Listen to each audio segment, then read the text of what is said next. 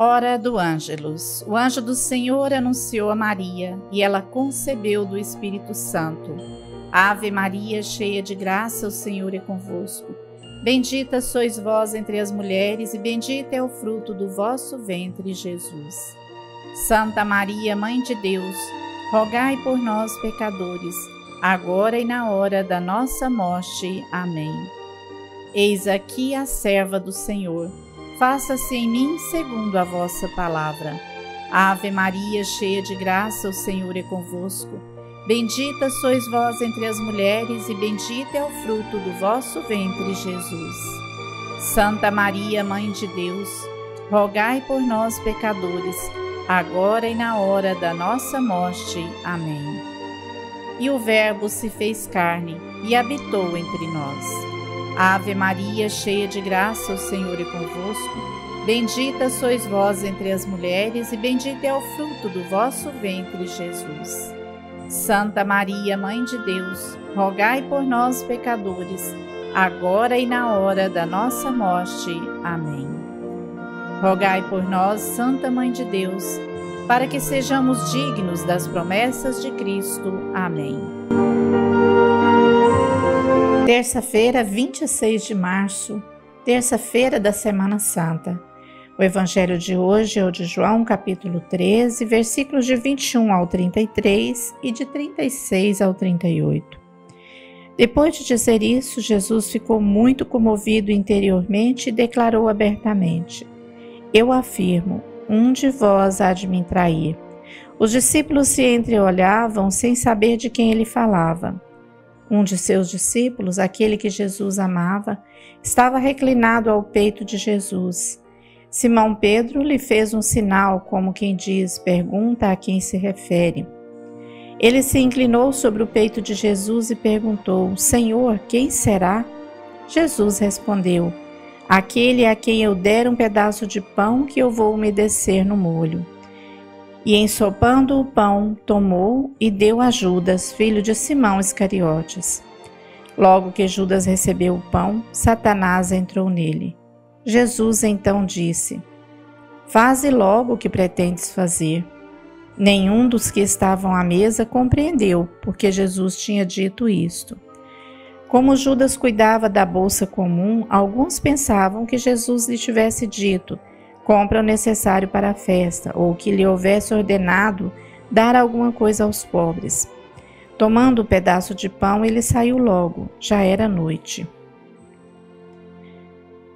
Assim que ele saiu, Jesus disse: Agora foi glorificado o Filho do Homem, e Deus foi glorificado nele.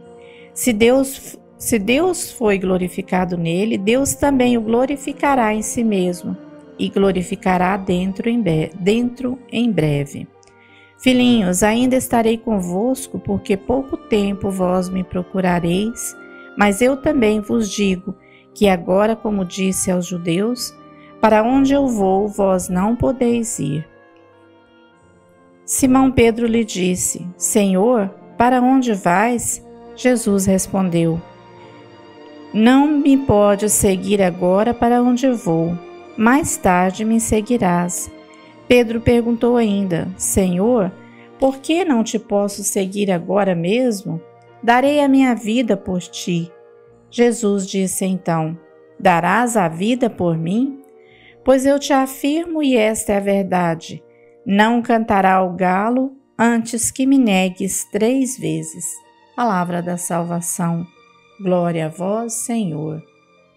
No evangelho de hoje nós vimos uma cena de pessoas que se dizem importantes na vida de Jesus e que na realidade são fracos, fraquejam na fé.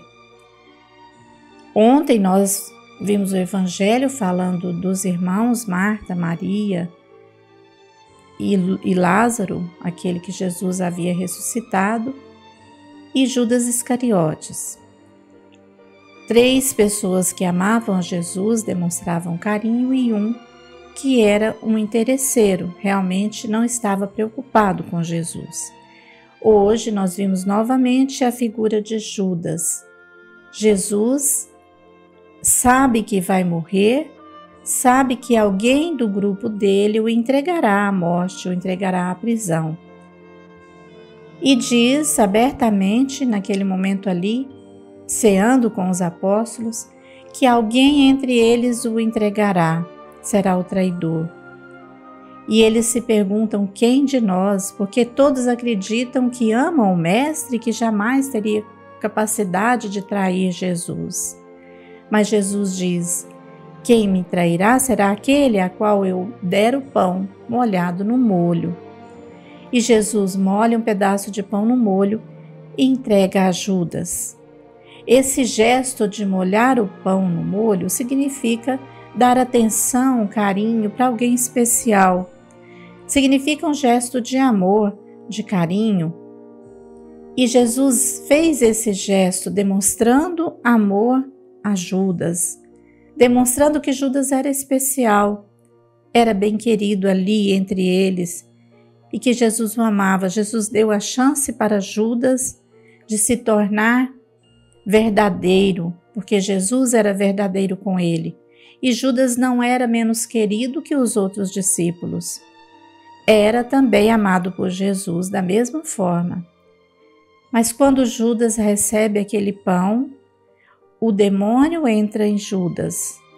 A fraqueza toma conta de Judas e Judas já começa a maquinar uma forma de entregar Jesus, de trair Jesus. Sai dali e na mesma hora entrega Jesus, na mesma noite. Negocia a vida de Jesus em troca de dinheiro.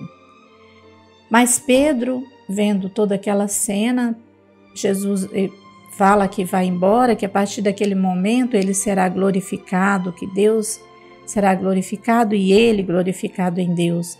Porque Jesus sabe que a partir daquele momento ele passará pela dor, pela paixão, pela morte, mas ressuscitará. E que se cumpriu toda a profecia a partir daquele momento, que Judas o trairia e que ele seria morto. Jesus sabe de tudo que vai acontecer. E Jesus diz que para onde ele vai, aqueles seus amigos não poderão ir com ele.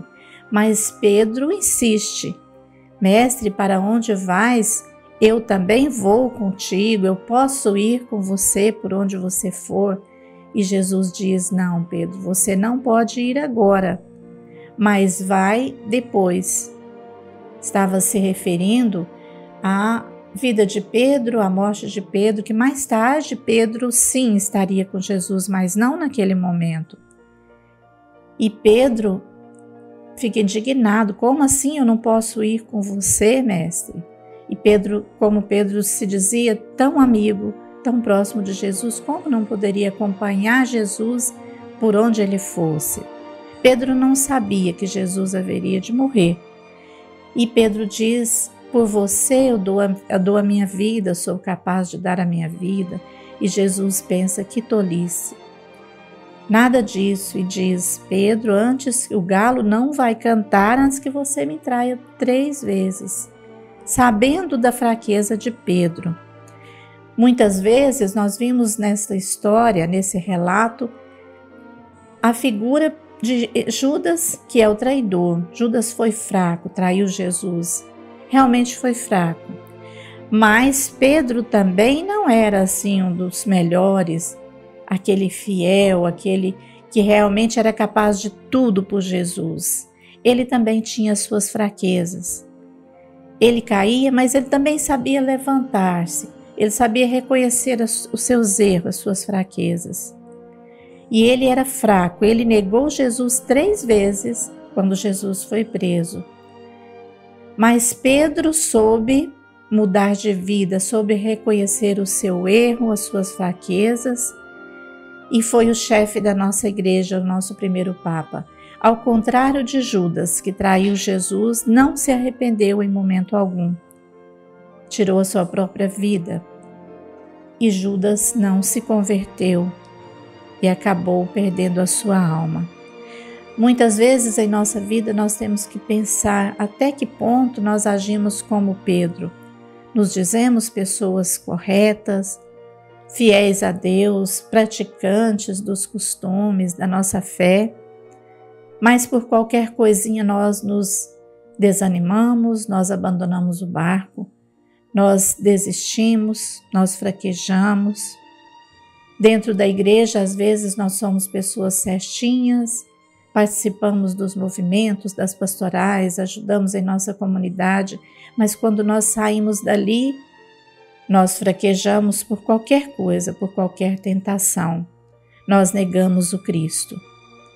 Nós também podemos agir como Pedro ou como Judas, não nos arrepender da nossa fraqueza, do nosso erro, mas como Pedro, sendo fracos, também agindo de forma triste contra Jesus, negando Jesus, mas quem sabe podendo nos arrepender, converter-nos, mudar a nossa vida, ver o nosso erro, reconhecer a nossa falha e nos preparar para a vida com Cristo, como Pedro fez.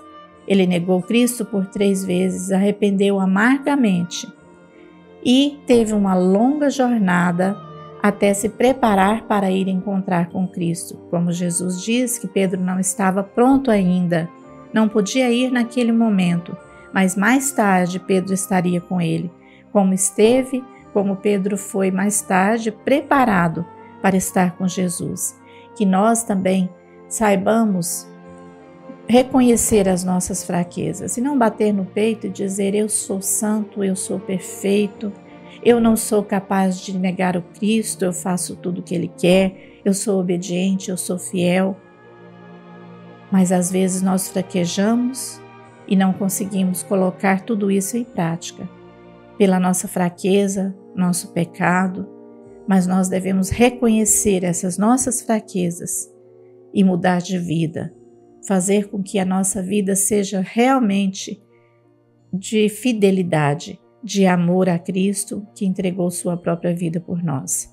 E essa Semana Santa nós temos a oportunidade de nos aproximar mais de Deus, de reconhecer essas nossas fraquezas, de mudar de vida e de fazer um propósito de sermos mais fiéis ao Pai, mais fiéis a Cristo, que deu a sua vida por nós morrendo na cruz. Ó Deus, Pai e Mãe da família humana, guarde e faça prosperar o lar de todos nós. Amém. Ó Senhor Jesus, que viveu na família de Nazaré, faça dos nossos lares um lugar de aconchego e de muita alegria. Amém. Ó Espírito Santo, que ilumina e unifica, transforme nossas igrejas em casas de família, abertas, acolhedoras e serviçais. Amém. Que a bênção do Deus Amor, Pai, Filho e Espírito Santo, derrame-se sobre todos nós e permaneça para sempre. Amém.